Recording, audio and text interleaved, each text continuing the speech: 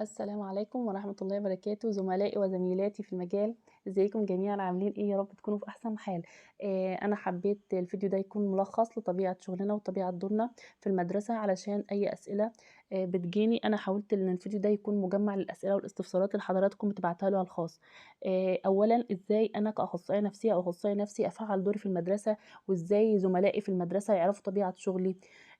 مبدئيًا كده إحنا بنعرّف شغلنا الطلبة والطالبات من أول يوم في المدرسة.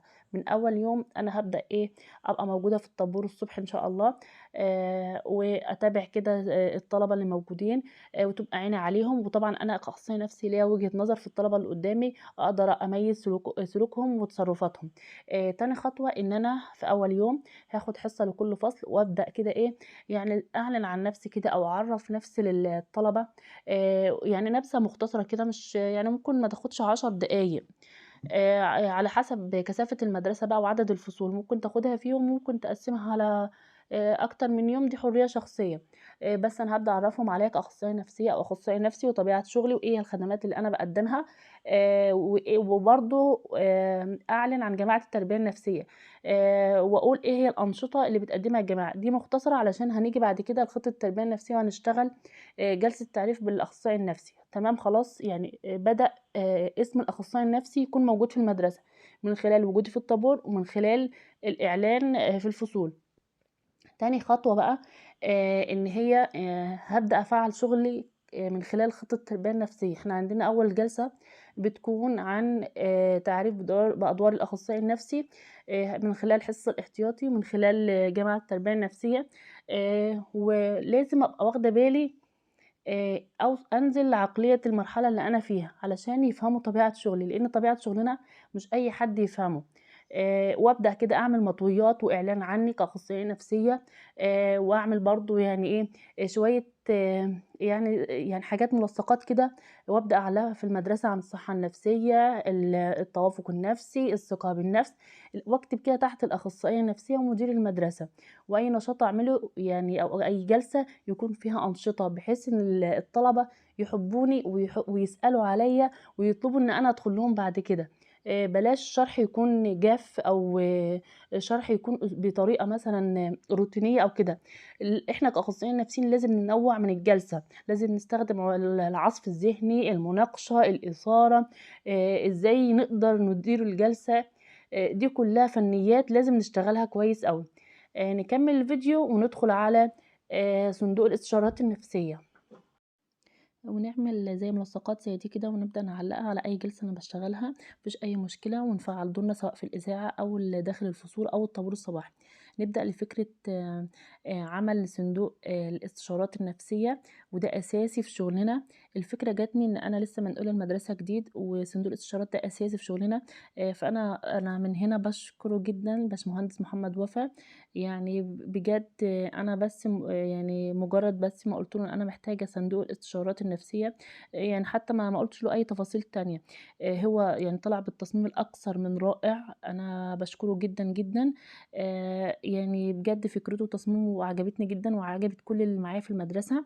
هي الفكرة إن هو له مفتاح كمان أحسن من القفل، والفكرة إن هو شيك وبسيط كده وحلو، ومُلفت جدًا، وألواناته تحفة. بصراحة هو كمان اللي مختار الألوان، فبجد ذوقه تحفة، تسلم يا باشمهندس محمد وربنا يوفقك. إزاي أنا أشتغل صندوق الاستشارات النفسية؟ أنا أبدأ أعلن عن الصندوق، آخد الصندوق كده معايا في الطابور الصبح وفي المايك، وأبدأ أتكلم وأقول إن الصندوق ده لأي بنوتة أو أي على حسب المدرسة اللي حضرتك موجود فيها، أي طالب أو طالبة عنده مشكلة أو استشارة نفسية أو أي حاجة قالقاه ومش حابب يتكلم معايا مباشرةً، كل ما عليه إن هو يكتبها في ورقة بطريقة عامية. تمام؟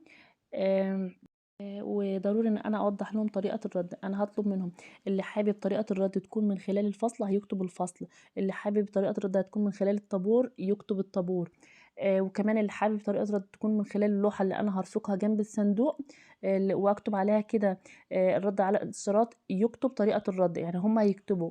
وكمان لازم أعمل شوية إيه، زي كده مطبوعات كده وأعلّقها على الصندوق علشان الكل يبقى عارف إن ده صندوق الاستشارات النفسية. كده خلصنا من الصندوق. طيب، وبُصّوا زي ما أنا عاملة كده يعني إيه، في برنامج اسمه المصمم العربي، حضرتك بتدخل عليه وتكتب كده إيه، زي أهي الحاجات العبارات زي اللي أنا كاتباها دي أو بطاقات معنى أصح، وأبدأ أعلّقها كده بقى، جالسة أعملها أطبع كده بطاقات وأعلّقها في شغلي وكمان أدبّسها كده في سجلاتي وأرفقها بالسجلات علشان يبان شغلي.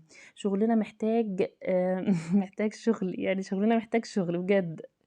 وعايزة أضيف حاجة، إن إحنا يا جماعة محتاجين نعامل الطلبة أو الطالبات باحتواء، يعني بلاش عنف معاهم علشان يحبونا، وإحنا دورنا كأخصائيين نفسيين كده، لازم أقرّب منهم، لازم أحتويهم، والله العظيم لو قرّبت منهم يعني هيساعدوني في شغل كتير جدًا، وهنعمل أحلى شغل، وهيساعدوني في تنفيذ الجلسات، يعني ما شاء الله هنا شايفين البنات ما شاء الله ما بيتأخروش، ربنا يحميهم يا رب ويوفقهم، وأنا من هنا باقول لهم إن أنا باحبكم جدًا، جدًا، جدًا.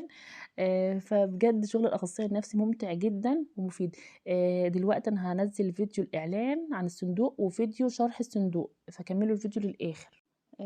وبعدين فيديو الإعلان على الصندوق ده بجد يعني جه إيه، بدون إعداد وترتيب، فمعذرةً البنوتة اللي كانت بتصوّرني يعني جابتني في آخر الفيديو. فهي بس مجرد أمّا حضرتك تشوف الفيديو هتاخد الفكرة، وأنا عارفة إن حضراتكم مبدعين جدًا وهتعملوا شغل يفوق شغلي، أنا بس دي مجرد فكرة وحضراتكم إيه تبدعوا، ويا ريت تبعتوا لي التعليقات بجد لو حسيتوا إن الفيديو مفيد ابعتوا لي التعليقات. نسمع الفيديو ومستنية رأيكم في التعليقات إن شاء الله. تمام. وهي هتبدا تحطها من هنا كده. اهم ما يمارس صندوق الاستشارات النفسيه اللي هو المفتاح، بمعنى مفيش اي حد هيطلع على الشكاوى او الاستشارات غيري انا، وفي نهايه اليوم انا هاخد الاستشارات وابدا ارد عليها. حضرتك حابه ان الرد يكون في الفصل، اكتبي الفصل بتاعي.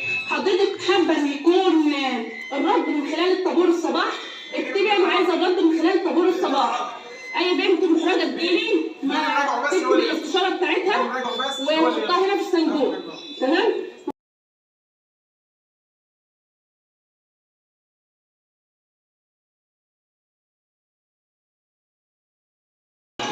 السلام عليكم ورحمة الله وبركاته. ومعانا فيديو جديد هشرح فيه فكرة صندوق الاستشارات النفسية، بما انه اساسي في شغل الاخصائي النفسي، يعني اي اخصائي نفسي اهم حاجة في شغله ان يكون عنده صندوق الاستشارات النفسية، او ممكن نسميه صندوق الشكاوي، بس انا بحب اسمه الاستشارات النفسية بما اننا كده اخصائيين نفسيين. طب انا هعمل ايه علشان اوضح للطلبة او الطالبات صندوق الاستشارات مفعل دوره ازاي؟